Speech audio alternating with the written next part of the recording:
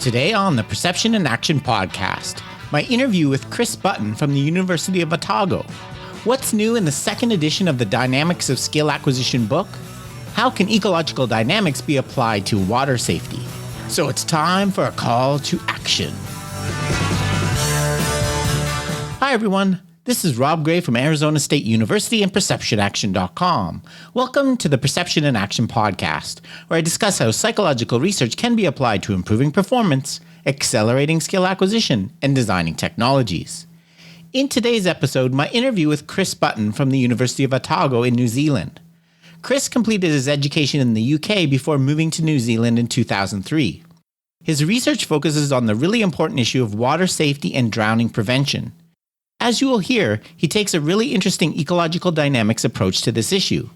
Chris is also, of course, one of the co-authors of one of the most popular and influential books in this area, The Dynamics of Skill Acquisition. In the interview, we talk about what's new in the second edition of this book and how they've tried to include more practical application and information for coaches. Hope you enjoy. So today I'm joined by Chris Button from the University of Otago. Thanks for taking some time to talk with me, Chris. You're Rob. Thank you for having me on the show. So to start with, I just wanted to ask if you give us a little bit about your background and how you got interested in performance and skill acquisition. Okay, yeah.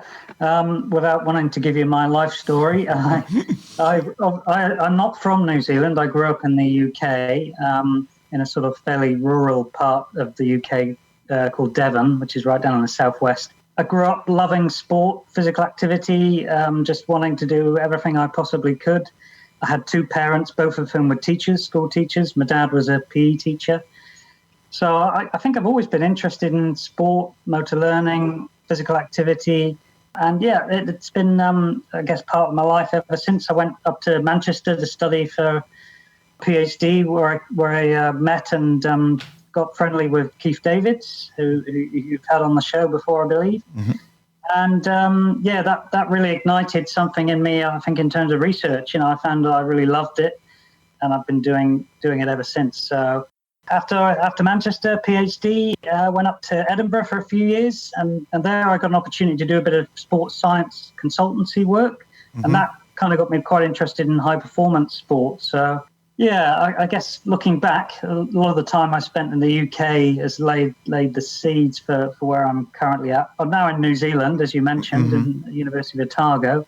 I came here 17 years ago now, so 2003. Oh. And it was one of the best decisions I think I've ever made in my life. It's just a wonderful country, fantastic place. Everyone here is sport mad. They love it. And I guess it really appeals to me on numerous levels being here. And being in New Zealand, it's kindled an interest that I'm now pursuing, which is in water safety. So we'll talk a little bit about that. Sure. Yeah, that's what I was going to kind of ask you to transition. That's kind of looks like one of your big research areas now. So I guess can you talk a little bit about the background for that and kind of your motivation for getting into that area?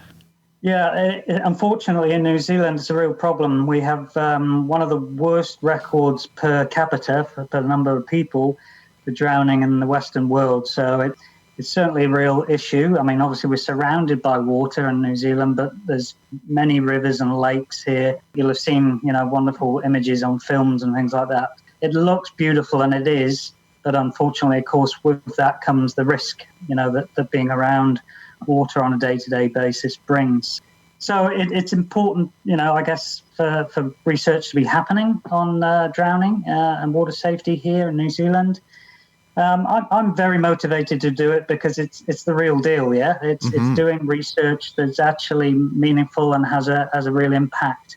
So I've always been attracted to that. I think even in the lab-based research that I have done and still do a little bit, I've always tried to make, the application of that research, a key part of it. So that appeals to me about doing some water safety research.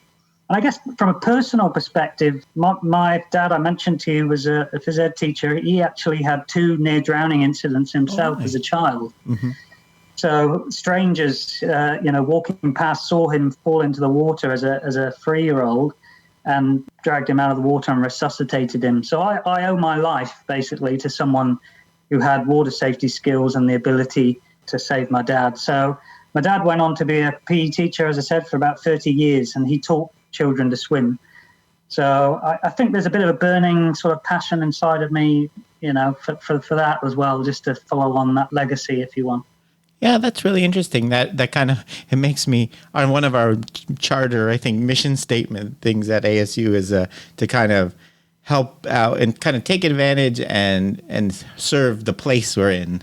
Like, so to deal with unique problems of where we are. And I think that's a great example of, finding something that's, specific to where you are. And what the kind of the interesting twist that you've been putting on this is kind of taking ecological dynamics, representative design approach to this problem, right? Moving beyond just training in a pool. Because I'm guessing we have drowning issues here in Arizona, but mostly they're kids in pools. I know, not being with a proper gate or something. I'm guessing it's more open water issues and things with you, right? With you in New Zealand. Completely, but not only in New Zealand, across the world. If you look in terms of the epidemiology studies, about 80% of drownings are in open water. So the scenario you talk about there of private pools is a problem. In certain countries, Australia is another one that suffers a lot with that. But in fact, most people drown in open water. And that's what kind of got me interested in looking at using ecological dynamics and in particular representative learning design, because as you mentioned, the majority of the Western world, we learn to swim in a swimming pool. And as I say, it's not where the majority of the drownings occur. So I recognized there was a bit of an issue, that we were learning to swim in one place, yet the problem was somewhere else. Yeah, that informed why I've started to look at different ways of teaching swimming and water safety skills. And when we look at the causes of drowning, it is often factors like unintended immersion, so people falling into the water and then panicking, and then they might have lack of familiarity with the conditions that they're in. And often as well, of course, they overestimate their abilities. So those are sort of things that are actually difficult to reproduce in a swimming pool to a certain extent. And that's why I think it's important that when we teach swimming and water safety, that we start to think about doing it in open water environments. Yeah, no, I think that's really good. I know remember from younger being in a lake at the cottage, like the distance you think you can swim is ridiculously shorter than you can actually in open water. I think there's probably a perceptual aspect too of just judging the distance itself, but also the ability as well. There's research around that, as you say, both in terms of your perceptions are inaccurate because you look out to an open vista with very few cues about, how far away things actually are. And also it's been sort of shown that, you can only swim about a third of the distance that you might be able to in a pool when you're in open water. So that's quite a reduction. And many people might think, oh yeah, I can jump in the pool and I can swim 200 meters, but even sort of 30 or 40 meters. And I think there's another interesting statistic that many people drown within 10 to 15 meters of safety. Oh, really? So, yeah, it suggests that people panic. They misestimate their own abilities. Yeah, cold water is often a factor, and that's something, again, in New Zealand I've done a bit of research around.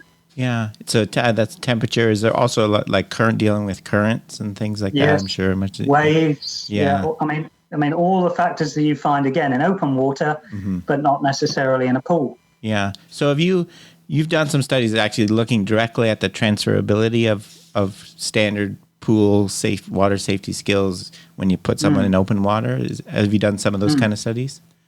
Yep. Yeah. So we're working mainly with children. Again, children.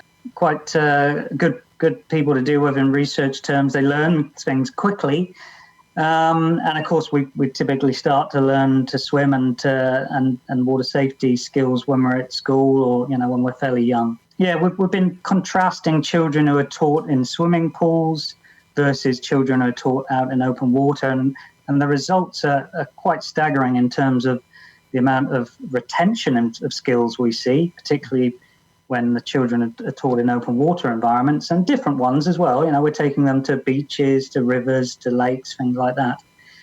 And the transferability one is an important question, and we haven't completely answered it yet. We still need to do more research on that.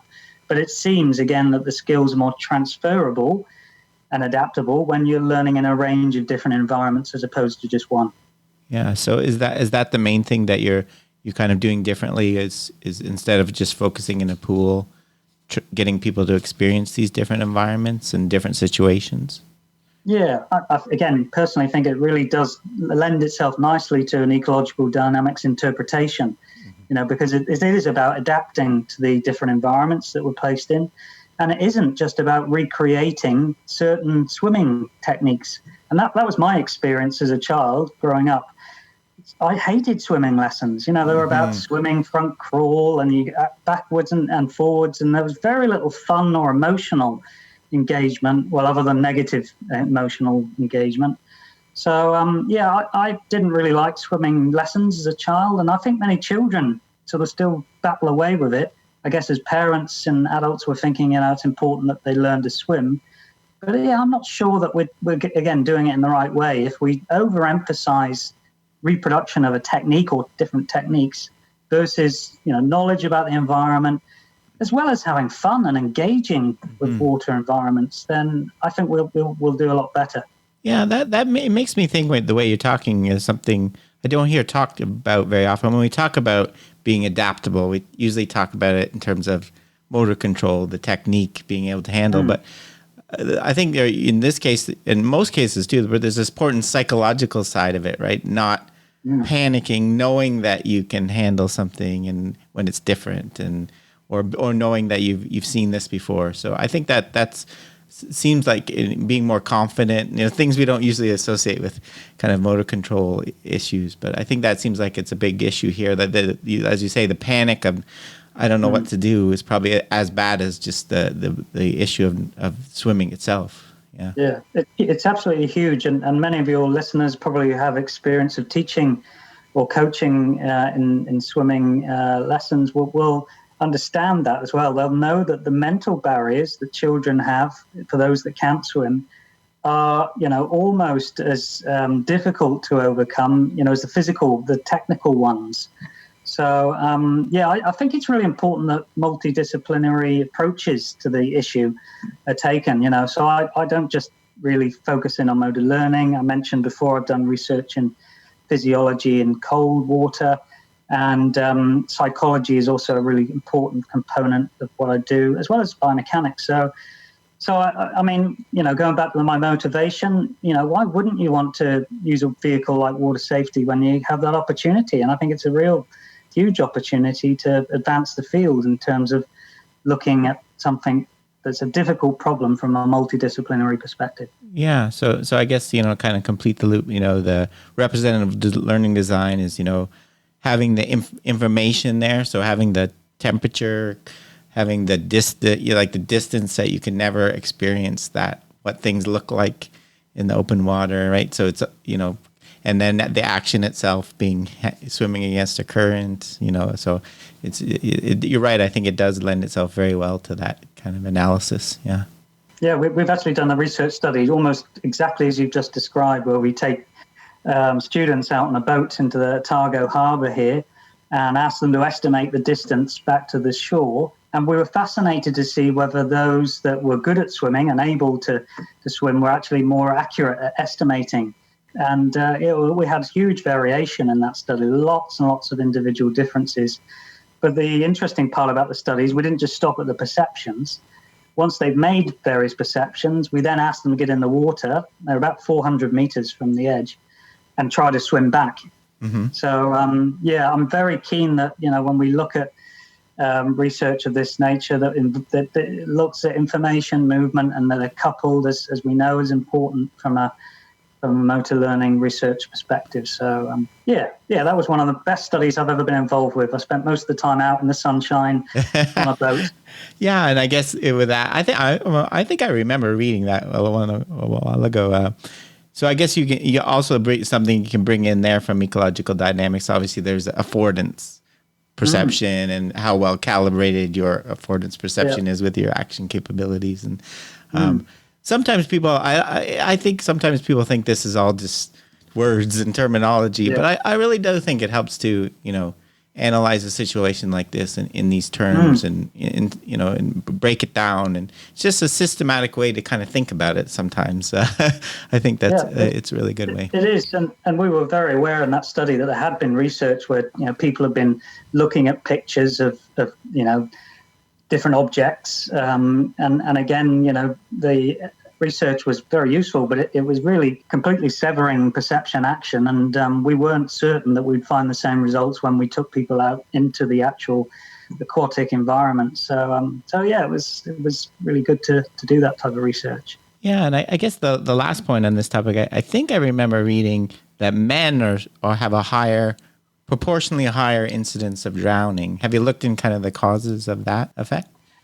Yeah, it's at least 4 times more likely for men to drown, but it could be well in excess of that as well.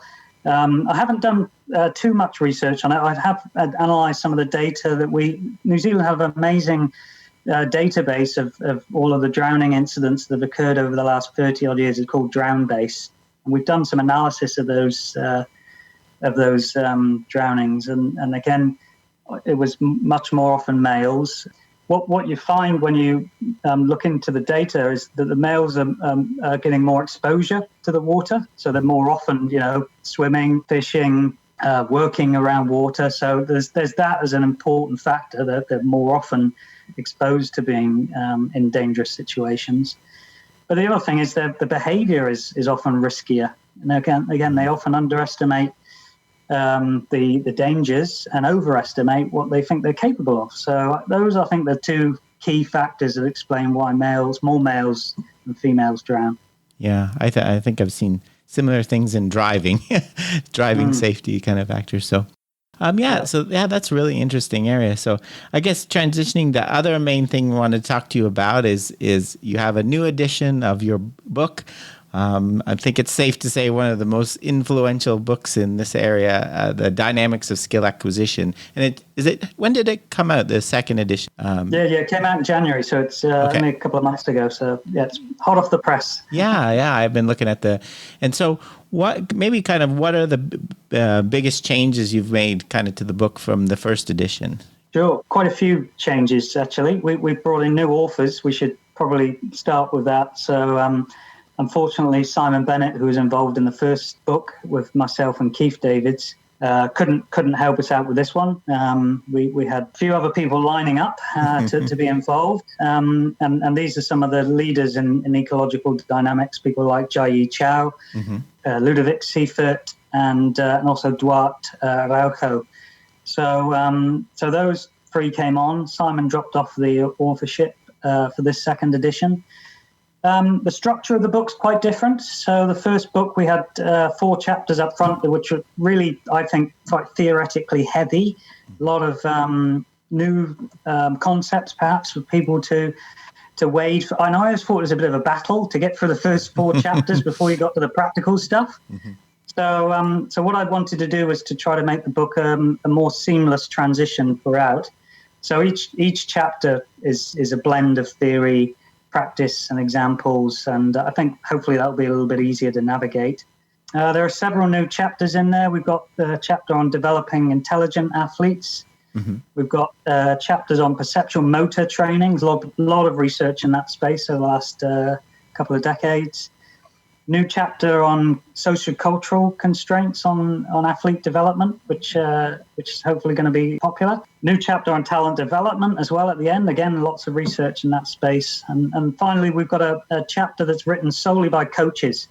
So we asked 7 or 8 different coaches just to write about how they use either constraints-led approach or ecological dynamics in their day-to-day practice. And that's fantastic. It's great to read, from the horse's mouth how these ideas are put into actual practice. Yeah, I know I've enjoyed that at some conferences, that kind of listening to that, and really, that sounds really good. I did notice that kind of not better. The first one's really good, but the mix of application and so it sounds like a lot of it was driven by some new research he's reading and collecting in this area. And I was wondering also, is part of it, how much of this was you looking at some of the misunderstandings people have in this area about things like what a constraint is and the constraints-led approach and ecological dynamics. Is some of it addressing those kind of issues? To a certain extent, yes. I think the right word, the motivation to bring the second edition out, because it's been some time. I think the first one was in 2008, 2007 possibly. But the main motivation was there's just been so much research, Rob, from 2008 to 2020. And, we found ourselves, really trying to cram stuff in because there's been so much advances in the field that it was necessary to discuss and talk about, and not least, of course, nonlinear pedagogy, which Jai Chow and several other of his colleagues have worked on. So we wanted to bring that in. And yes, I think you're right. There are still some misconceptions around constraints-led approach. There's been a few papers recently, I think you've discussed them in one of your podcasts, around is it the same as or different to teaching games for understanding and other pedagogical models? So I think there was a need to try to clarify the position.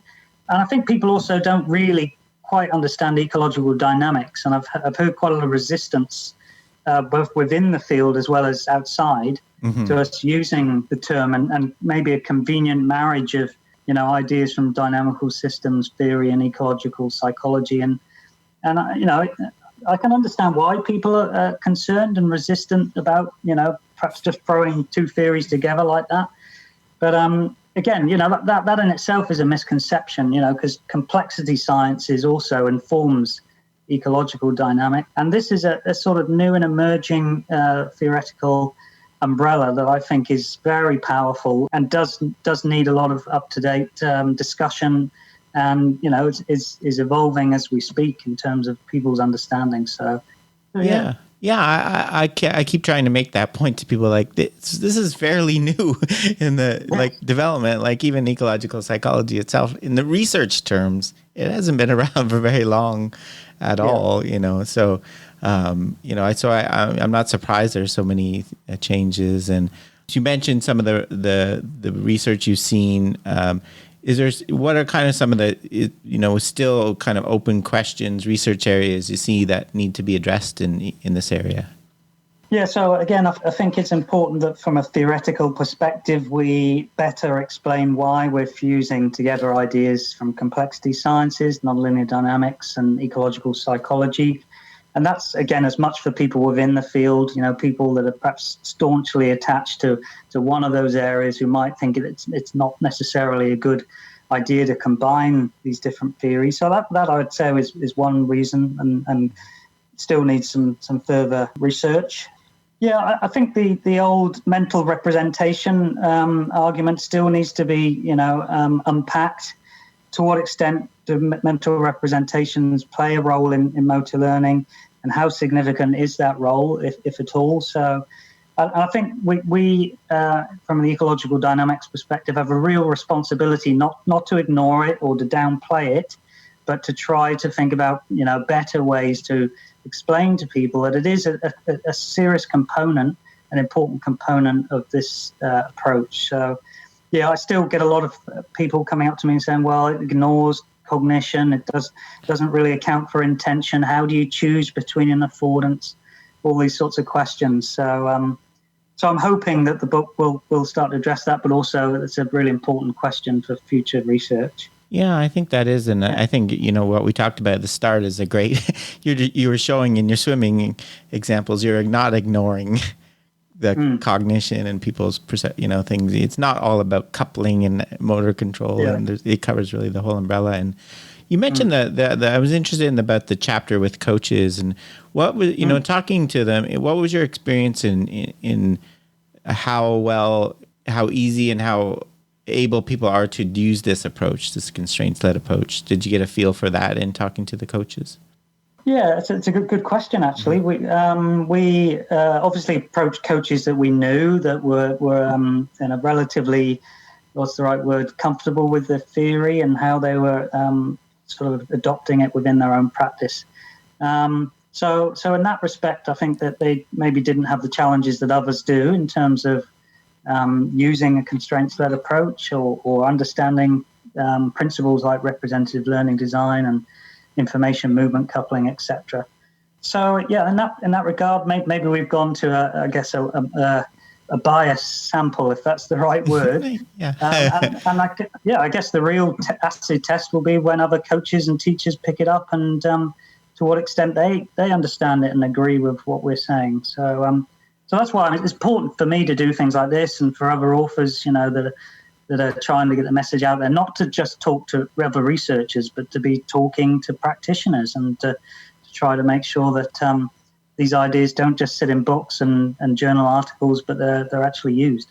Yeah, that's something I've always admired about Keith's work, from all the, his emphasis on the importance of experiential knowledge, right, as he calls it, not just all of us as scientists. But yeah, no, I think that's a interesting approach, and I think I like that idea, because I think it must be it's a hard balance in this area, because on the one hand, you want to give people this theory and this overarching structure, but one of the things really emphasized in ecological dynamics is that it's individual, unique training method. So it's not, you can't give people, it's not a cookbook for how to coach, right? So I think that one of the most effective ways I think you can deal with that is just give people tons of examples of how it's used, right? And so they can try to find their own fit for it. That's a good point. And whenever I speak to coaches, they often almost connect the gaps that it's almost impossible to, as you say, give them all the information that that we've read and understood from journal articles, books, etc. So, but coaches are very intelligent people, and they're often able to connect gaps. So you'd be able to say, well, this idea of discovery learning and how you manipulate constraints to encourage people towards their own solutions.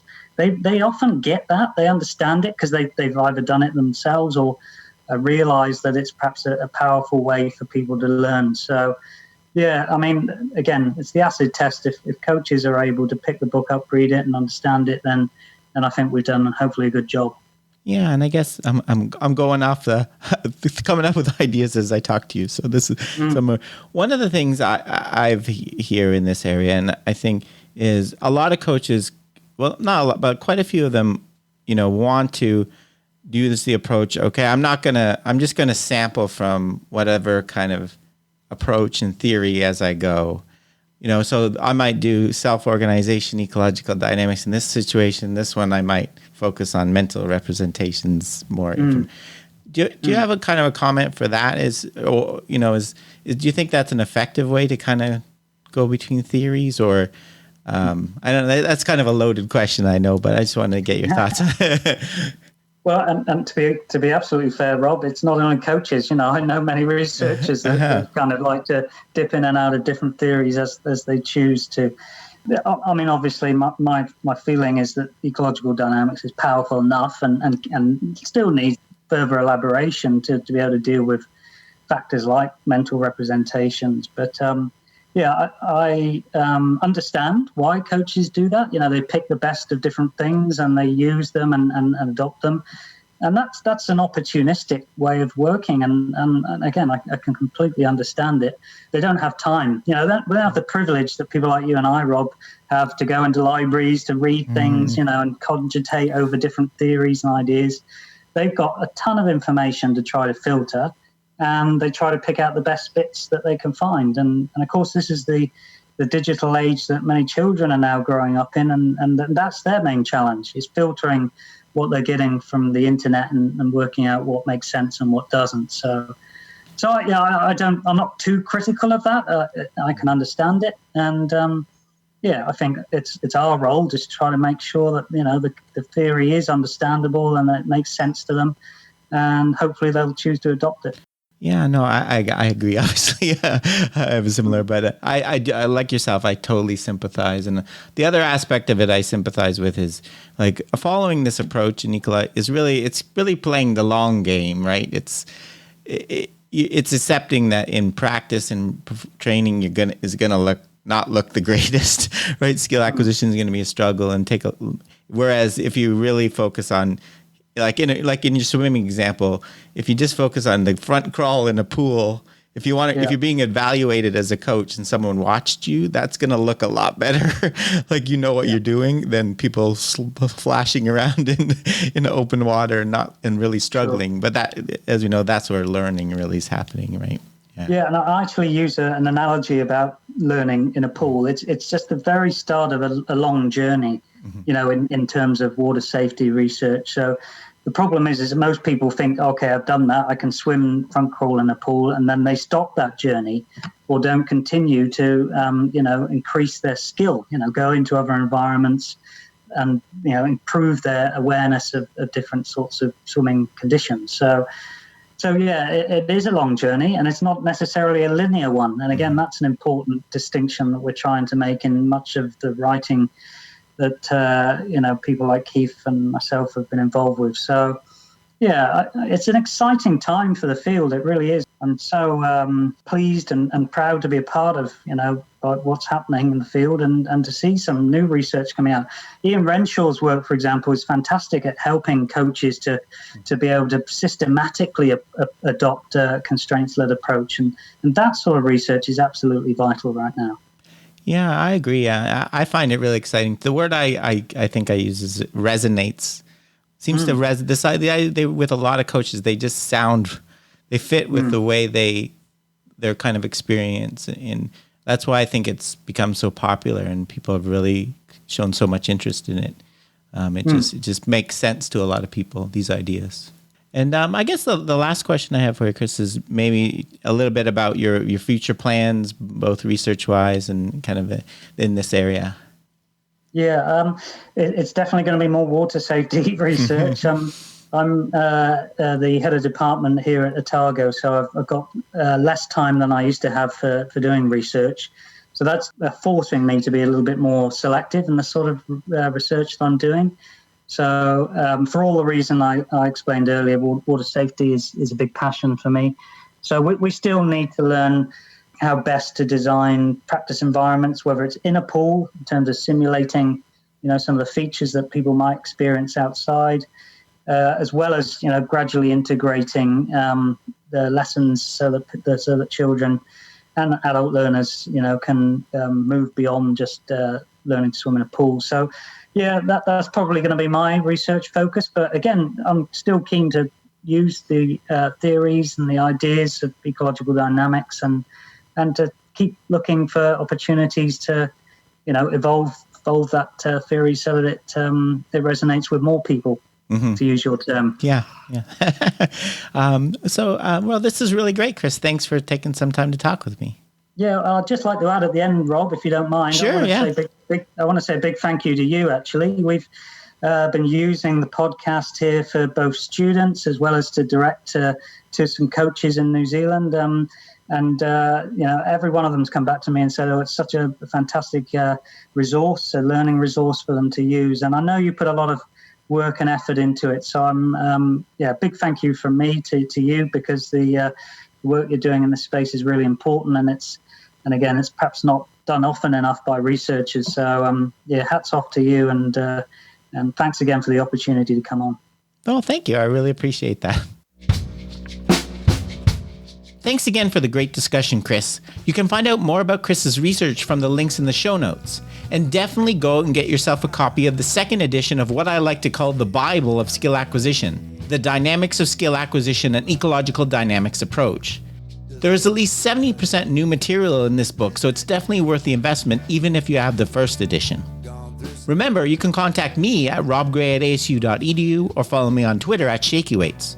To find out more about the podcast, please check out perceptionaction.com. Finally, to support the podcast and receive bonus materials, including written transcripts, please head over to patreon.com/perceptionaction. This is Rob Gray from ASU. Cheers for now, and keep them coupled. I'd have drunk myself, said